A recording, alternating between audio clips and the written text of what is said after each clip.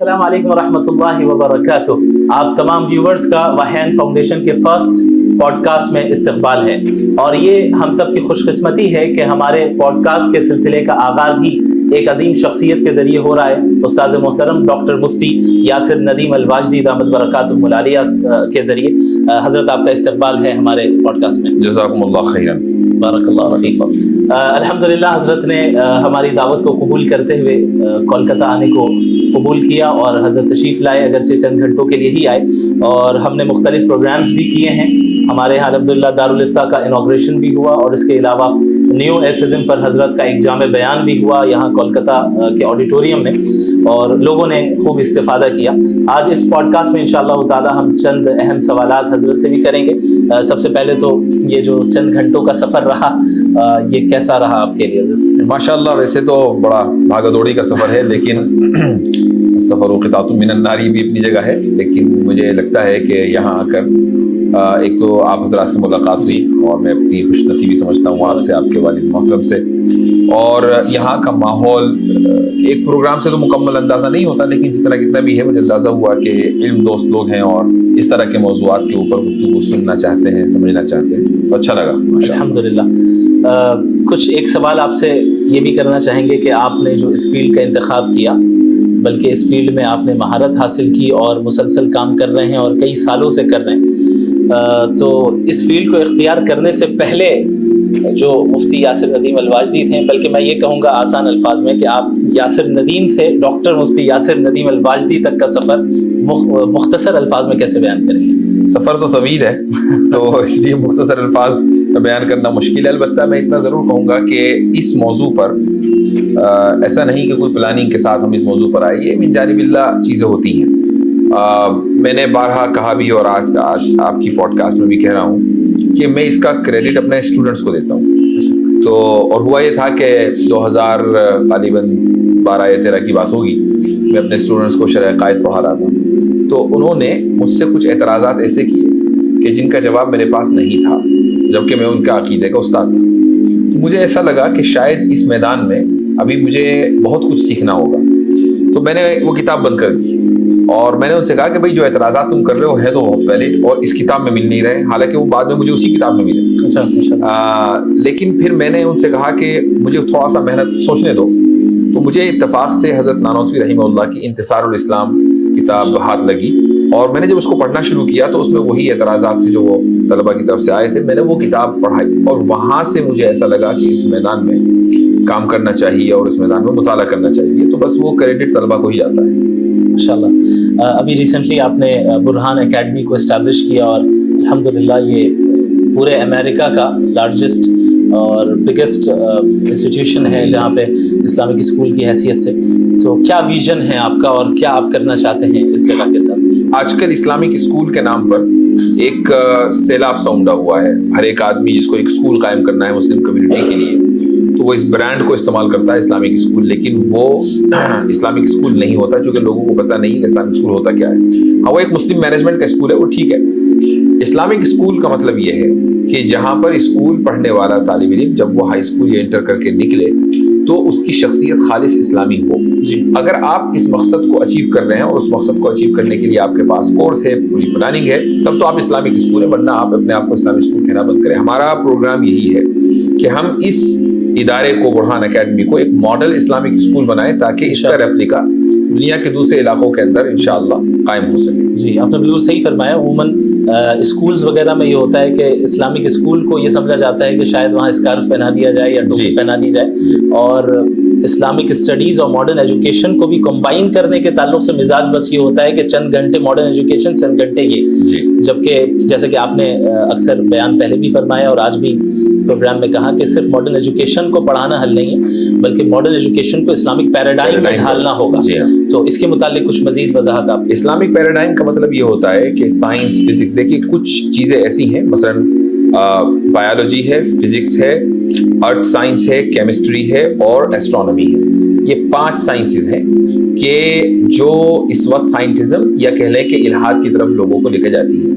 اچھا، یہ سائنسز بہت امپورٹنٹ بھی ہے، بایولوجی بہت امپورٹنٹ ہے، ارتھ سائنس بہت امپورٹنٹ ہے ہمارے لیے. اگر آپ اس کو اسلامک پیراڈائم پر پڑھائیں گے، جس کا مطلب یہ ہے مثلا فزکس میں اگر آپ ہمیں یہ پتہ چلتا ہے اصول سے کہ بھائی کہ مادی وجود ہی صرف وجود ہے اور اس کے علاوہ کوئی دوسرا وجود نہیں ہے، اور ہم یہ مثلا جو آئزک نیوٹن وغیرہ ہے ان کے اصولوں سے ہم یہ چیز کشید کرتے ہیں، تو اگر ٹیچر طلبہ کو یہ بتائے کہ یہ جو اصول ہے ان کا تعلق صرف اور صرف ہماری اس طبیعتی دنیا سے ہے، مابعد طبیعت سے نہیں ہے، تو مسئلہ حل ہو جاتا ہے۔ ٹیچر یہ جانتا ہی نہیں ہے، اور یہ جب نہیں جانتا تو بتاتا بھی نہیں ہے کہ ان اصولوں کا طبیعتی زندگی سے تعلق ہے، مابعد طبیعت سے نہیں ہے۔ یہ اسی طریقے سے ڈاروینین ایوولوشن ہے۔ ڈاروینین ایوولوشن کو باقاعدہ اس طریقے سے پڑھایا جاتا ہے اسکولوں میں گویا کہ ان کے اوپر ایمان لانا ضروری ہو۔ میں ایک واقعہ بتاتا ہوں آپ کو، اس سے آپ کو اندازہ ہوگا کہ اسلامک اسکولوں کی صورتحال کیا ہے۔ میری ایک اسٹوڈنٹ ہے جو ایک اسکول کی پرنسپل ہے میرے خیال میں، میں نے ان کو ایک مرتبہ کال کی اور یہ ان سے پوچھا کہ آپ کے اسکول میں ایوولوشن کس طریقے سے پڑھایا جاتا ہے، جب آپ پڑھا لیتے ہیں آپ لوگ تو پھر کیا ہوتا ہے؟ تو انہوں نے بڑے فخر سے کہا کہ ہم اس کے بعد مسجد کے امام صاحب کو بلاتے ہیں، وہاں امام کا مطلب یہ ہے کہ وہ اسلامک اسکول ہے اور امام کوالیفائڈ ہوتا ہے، ایسا نہیں ہے کہ ان کو کچھ نہیں پتا، وہ آتے ہیں اور پھر قرآن اور حدیث کی روشنی میں بتاتے ہیں کہ یہ سب جو آپ نے پڑھا ہے یہ غلط پڑھا ہے۔ اچھا، تو میں نے ان سے کہا کہ بھائی اس سے تو مزید لوگوں کے بچوں کے ذہنوں میں شکوک و شبہات ہوں گے کہ امام صاحب نے آیا قرآن سنت پیش کیا اور سائنس کا انکار کر دیا اور سائنس کا جواب نہیں دیا، ہاں تو آپ جواب کیوں نہیں دیتے؟ تو اس پر وہ خاموش ہو گئے۔ تو مجھے ایسا لگتا ہے کہ اگر آپ ڈاروینین ایوولوشن کو سائنٹیفک طور سے پڑھائیں اور اس کی سائنٹیفک ہی ریفیوٹیشن اس کا کریں جی، تو قرآن و سنت پڑھانے کی بتانے کی ضرورت نہیں ہے، طالب علم کو خود معلوم ہونا چاہیے کہ یہ کوئی ایسی تھیوری نہیں ہے کہ جس پر ایمان لایا جائے۔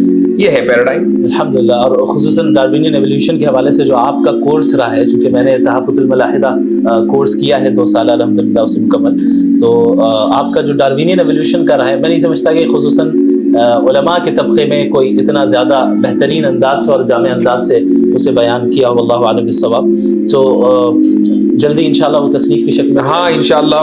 وہ اصل میں کیا ہے کہ جب آدمی کسی پریشانی میں مبتلا ہوتا ہے اور اس کا حل تلاش کرتا ہے اور یہ سوچتا ہے کہ اس جیسی پریشانی شاید دوسروں کو بھی آ رہی ہو، تو پھر حل صحیح نکلتا ہے۔ جب میں نے ڈاروین ایوولوشن پڑھنا شروع کیا اور اس میں جو اصطلاحات آئیں اور وہ سر سے گزرنے لگیں، تو مجھے لگا کہ جو بھی مدرسے کا پروڈکٹ اس فن کو پڑھے گا اور سمجھے گا اس کے ساتھ یہ معاملہ ہونا ہے۔ بالکل۔ تو میں نے اس کو اس طریقے سے پیش کرنے کی کوشش کی جیسا کہ ایک مدرسے میں کسی کورس کو پڑھایا جاتا ہے کہ پہلے اصطلاحات بتائی جاتی ہیں، تعریفات آتی ہیں، یعنی جامع و مانع تعریفات، اور اس کے بعد پھر مباحث، دلائل، جواب الجواب، جواب و جواب الجواب۔ اس طریقے سے جب آپ اس مزاج اور مائنڈ سیٹ کو سامنے رکھ کر پڑھائیں گے تو مشکل سے مشکل فن آسان ہو جائے گا۔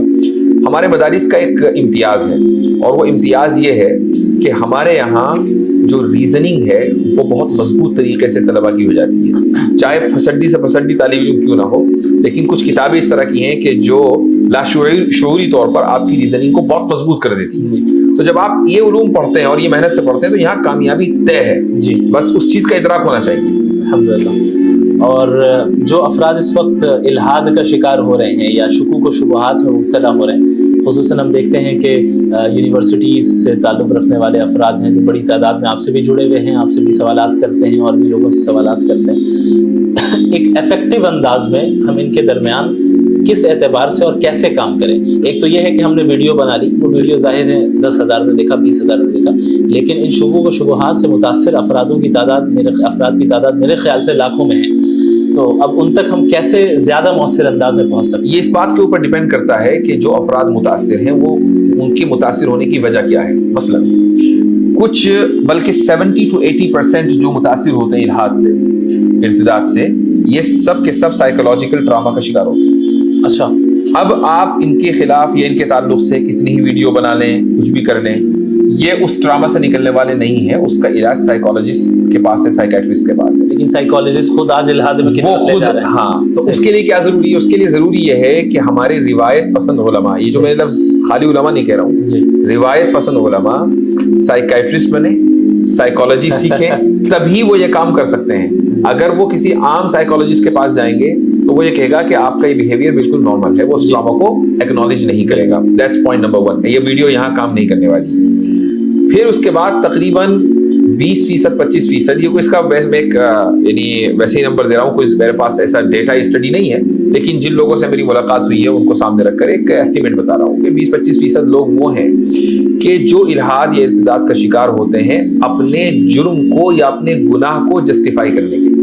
اچھا، تو یہاں حب شہوات ہے اور اس کے علاوہ کچھ نہیں ہے۔ جس دن حب شہوات سے وہ نکل جائیں گے واپس ایمان میں آ جائیں گے۔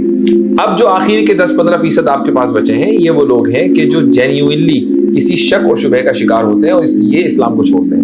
ان کے لیے پھر وہی حل ہے کہ جو ہم جوابات دے رہے ہیں، تو ہم صرف 10-15% لوگوں کے لیے کام کر رہے ہیں۔ اچھا، ایک بڑی تعداد ایسی ہے کہ جن کے لیے کام کرنا ضروری ہے اور اس طریقے سے وہ کام ہو۔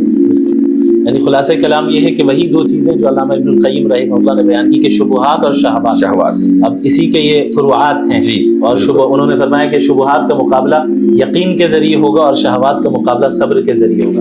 الحمدللہ بڑی خوشی ہوئی حضرت آپ ہمارے یہاں تشریف لائے۔ آج الحمدللہ دارالفتہ کا انوگریشن ہوا وحین فاؤنڈیشن میں۔ آج تو انوگریشن ڈے ہے کیونکہ آج پوڈ کاسٹ کا بھی انوگریشن ہے۔ آج میں جب گھر سے نکل رہا تھا تو میری والدہ اور میری بڑی بہن کہہ رہی تھی آج مجھے عید کی طرح محسوس ہو رہا ہے۔ الحمدللہ حضرت کی آمد ہے۔ ماشاءاللہ، جزاکم اللہ خیر۔ دارالفتہ کے تعلق سے کیا کہنا چاہیں گے، خصوصاً وحین فاؤنڈیشن؟ بہت زبردست قدم اٹھایا ہے آپ نے اور مجھے آپ کا انداز بہت پسند آیا جو میرے مزاج کے موافق ہے کہ جو پہلا آپ نے فتویٰ جاری کیا ہے اس میں صرف اس چیز کے اوپر اکتفا نہیں کیا کہ فقہی کتابوں میں کیا لکھا ہے، اور میری آپ سے گفتگو بھی ہوئی اور اس میں یہ چیز نکل کر سامنے آئی کہ میرا اور آپ کا مزاج اس معاملے میں ایک ہے، اور وہ یہ کہ اگر سوال کسی ایسے مسئلے سے متعلق ہو جو منصوص ہے تو اس میں نص کو ذکر کیا جانا چاہیے اور اس کے بعد فقہی عبارتیں ذکر کر دی جائیں، بہت اچھا ہے۔ اور غیر منصوص میں ظاہر ہے کہ آپ صرف فقہی عبارتیں ذکر کریں گے، تو جب ڈیٹیلڈ فتویٰ ہوگا اور لوگوں کے سامنے نصوص بھی جائیں گی تو ان کو پھر فتوے کی اہمیت کا اندازہ ہوگا۔ آپ دیکھ رہے ہوں گے کہ اس وقت ملک میں کچھ میڈیا کی وجہ سے اور کچھ اپنے ہی مسلمانوں کی وجہ سے فتوے کی اہمیت کو گھٹا دیا گیا ہے۔ جی ہاں، بالکل بالکل، اور باقاعدہ فتویٰ ایک نیگیٹو ورڈ بن گیا ہے۔ کیوں؟ اس لیے کہ فتاوی میں عام طور سے قرآن و حدیث بیان کی نہیں جاتی ہیں، ان میں عربی عبارتیں ہوتی ہیں، تو جاہل طبقہ سمجھتا ہے کہ یہ منزل من اللہ ساری عبارتیں ہیں، وہ فقہی عبارتیں ہیں۔ میں یہ نہیں کہہ رہا ہوں کہ وہ غلط ہیں، لیکن قرآن و حدیث بہرحال نہیں ہے۔ تو اگر اس میں قرآن و حدیث کو لازم کر دیا جائے تو ایک عام سے عام گیا سے گیا مسلمان بھی توہین نہیں کرے گا فتوی۔ جی جی بالکل صحیح فرمایا۔ اور فتاوی کے جو اسلوب ہونا چاہیے اس کے تعلق سے آپ کی کیا رائے ہے؟ مثلاً ظاہر اسلوب لوگوں کے مختلف ہوتے ہیں، کیا کسی ایک اسلوب کو فالو کرنا یہ ہمارے تسلب کی دلیل ہے؟ اصول دین میں تسلب تبھی ہم مانیں گے کہ یہ فتویٰ اسی مخصوص انداز میں آنا چاہیے۔ اسالیب جو ہوتے ہیں وہ انسان کے ذوق کے اوپر مبنی ہوتے ہیں اور ذوقی چیزوں میں اختلاف فطری ہے۔ جی، تو مثلاً ہمارے دارالعلوم دیوبند میں کچھ مفتیان کرام ایسے گزرے ہیں، مثلا مفتی مہدی حسن کے تعلق سے یہ چیز ہے کہ وہ ہر حال میں شامی کا ہی حوالہ دیتے تھے، اس کے علاوہ کوئی دوسرا حوالہ وہ قبول نہیں کرتے تھے، ان کا ذوق یہ تھا۔ میں نے سوال ایک مرتبہ حضرت مفتی سعید پالنپوری رحمہ اللہ سے کیا اور یہی سوال کیا۔ میں اس زمانے سے یہ چیز کو سوچتا ہوں، میں جب افتاء میں تھا میں نے کہا حضرت منصوص مسائل میں ہم سیدھے حدیث اور آیت کیوں نہیں لکھتے؟ تو حضرت مسکرائے اور انہوں نے ایک واقعہ بیان کیا کہ مفتی صاحب نے کسی ادارے کے مفتی صاحب نے کوئی وہ آیت لکھنا چاہتے تھے لیکن آیت کسی اور مسئلے کی لکھ دی، تو اس سے ان کی سبکی ہوئی کہ بھائی لیکن فقہی عبارتوں کے اندر ان کو مہارت تھی۔ تو کہنے کا مقصد یہ ہے کہ مفتی صاحب کا بھی یہی مزاج تھا، انہوں نے اس کی تردید نہیں کی اور یہ کہا کہ اگر ایسا ہو جائے تو بہت اچھا ہے، لیکن اس کے لیے ظاہر ہے کہ نصوص کے اوپر نظر ہونا ضروری ہے۔ تو یہ اسالیب کا اختلاف ہے اور اسالیب کے اختلاف سے یا ذوق کے اختلاف سے کسی پر تنقید کرنا یہ غلط ہے۔ جزاکم اللہ خیراً۔ اسی طرح آج حضرت ہماری یہ وحین فاؤنڈیشن کا جو ایک نیا شعبہ شروع ہو رہا ہے، شعبہ نشر و اشاعت، department of publications and print media, اس کے تحت یہ پہلا رسالہ مسئلہ غلامی اور اسلام یہ شائع ہوا ہے۔ سلسلۃ رد الشبہات کی یہ پہلی کڑی ہے، یعنی ڈسمینٹلنگ فالسہڈ، ا سیریز آن ریفیوٹنگ ڈاؤٹس۔ تو ہم نے اسے کتابچے کی ہی شکل میں اسے تیار کیا ہے، چونکہ ضخیم کتابوں کے پڑھنے کے لوگ عادی نہیں ہیں، مختلف بکلیٹس ہوں اور الگ الگ موضوعات میں ہوں تو آسانی ہوگی۔ الحمدللہ اس کے رسم اجرا میں آپ شریک رہیں اور آپ کے ہاتھوں سے ہی اس کا یعنی اجرا عمل میں آیا ہے۔ اللہ تعالیٰ آپ کو جزائے خیر عطا فرمائے۔ اس کتاب کے حوالے سے آپ کیا؟ کتاب بہت اہم موضوع پر ہے اور اس کی وجہ یہ ہے کہ عام طور سے جو لوگ فکری ارتداد کا شکار ہوتے ہیں، مسئلہ غلامی ان کو سب سے زیادہ پریشان کرتا ہے اور ان کے ذہنوں میں یہ بات بٹھا دی گئی ہے کہ اسلام نے غلامی کو باقی رکھا ہے، چاہے آغاز نہ کیا ہو باقی رکھا ہے. تو اسلام چونکہ اعلیٰ ترین اخلاقیات کا درس دیتا ہے تو اسلام کی ذمہ داری تھی کہ وہ غلامی کو مکمل طریقے سے ختم کر دیتا. یہ چیز ان کے ذہن میں بٹھا دی گئی ہے اور اس بنیاد پر وہ اسلام پر اعتراض کرتے ہیں. میں سمجھتا ہوں کہ اس موضوع پر اس کتابچے کا آنا بہت اہم قدم ہے. اس موضوع پر کافی کچھ لکھا گیا ہے اس سے پہلے, ایسا نہیں ہے, لیکن بہت طویل اور بڑی لمبی چوڑی کتابوں میں لکھا گیا, وہ اس زبان میں لکھا گیا جو آج کی زبان نہیں ہے. تو آپ ماشاءاللہ اس سلسلے میں کام بھی کر رہے ہیں, ویڈیوز بھی آپ کی ہیں اور یہ کتاب بھی آ گئی. اللہ تعالیٰ قبول فرمائے اور اسی طریقے سے آپ ان شبہات کو ڈسمنٹل کرتے رہیں. الحمدللہ انگلش میں بھی یہ کتاب اویلیبل ہے, اردو میں بھی ہے, اور انشاءاللہ ودن اے ویک ہو سکتا ہے کہ عربی پہ کام چل رہا ہے تاکہ عرب دنیا تک بھی ہم لوگ پہنچیں. ارتداد و الحاد کی لہر وہاں بھی بڑی تیزی کے ساتھ ہے, جیسا کہ حضرت مولانا علی میاں ندوی رحمہ اللہ کا خود پرسنل یہ تجربہ بھی رہا جس کے متعلق انہوں نے کئی مرتبہ بیان بھی کیا تحریراً اور تقریراً. تو اللہ کی ذات سے امید ہے کہ اللہ رب العالمین ہم لوگوں سے کام لے اور دلوں میں اخلاص ڈالے. ایک آخری سوال یہ ہے حضرت کہ وحیان فاؤنڈیشن کا پورا تعارف آپ کے سامنے آیا, آپ نے اپنی آنکھوں سے دیکھا, ہمارے ٹیم سے ملاقات ہوئی, ہمارے ویژن کو آپ نے جانا. وحیان فاؤنڈیشن کے تعلق سے کیا تاثرات ہیں آپ کے, اور پھر وحیان فاؤنڈیشن کی ٹیم کو آپ کیا نصیحت کریں گے؟ میں صرف ایک دعا کر سکتا ہوں کہ اللہ تعالیٰ بہت جلد ایسا کر دے کہ یہ جگہ تنگ پڑ جائے. انشاءاللہ. حالانکہ جگہ کی تنگی ابھی سے ہو رہی ہے, بس دعا فرما دیں کہ بڑی جلدی ہو جائے. یہ جو جگہ تنگ ہوگی تو بڑی جگہ خود بخود آئے گی. انشاءاللہ جب ضرورت ہوتی ہے تو اللہ تعالیٰ اس ضرورت کے اسباب اس کو حل کرنے کا اسباب پیدا فرما دیتے ہیں. اللہ تعالیٰ آپ کو جزائے خیر عطا فرمائے. آپ ہمارے پوڈ کاسٹ میں شریک ہوئے, میں تمام ویورز کا بھی شکریہ ادا کرتا ہوں. انشاءاللہ تعالیٰ آئندہ بھی یہ سلسلہ پوڈ کاسٹ کا سلسلہ, یہ ہمارا سوشل میڈیا ڈپارٹمنٹ ہے, اس کا بھی حضرت کے ذریعے ہی افتتاح ہو گیا ہے, آغاز ہو گیا. یہ جو بک آ رہی ہے یہ ہمارے پبلیکیشن اور پرنٹ میڈیا ڈپارٹمنٹ ہے, اور یہ جو پوڈ کاسٹ کا آغاز ہو رہا ہے یہ ہمارا ڈپارٹمنٹ آف سوشل میڈیا ہے. الحمدللہ کئی چیزوں کا انوگریشن حضرت کے ہی ذریعے ہوا, یہ ہمارے لیے خوش نصیبی ہے, اور یہ بعض اشارے ہیں اللہ کی طرف سے, اور مجھے اللہ کی ذات سے امید ہے, اور میرے والدین کی دعاؤں کو اللہ کبھی ضائع نہیں کرے گا, اساتذہ کی دعاؤں کو کبھی ضائع نہیں کرے گا. لغزشیں مجھ سے مستقل ہوتی رہتی ہیں, لیکن اللہ کی رحمت چونکہ اس کے غضب پر غالب ہے, میں امید رکھتا ہوں کہ میری لغزشوں کو اللہ معاف فرمائے اور میرے بڑوں کی تربیت اور دعاؤں کے نتیجے میں ہم سے کام لے لیں, ہماری پوری ٹیم سے کام لیں. جزاکم اللہ خیراً, وآخر دعوانا الحمدللہ رب العالمین, والسلام علیکم ورحمۃ اللہ وبرکاتہ. السلام.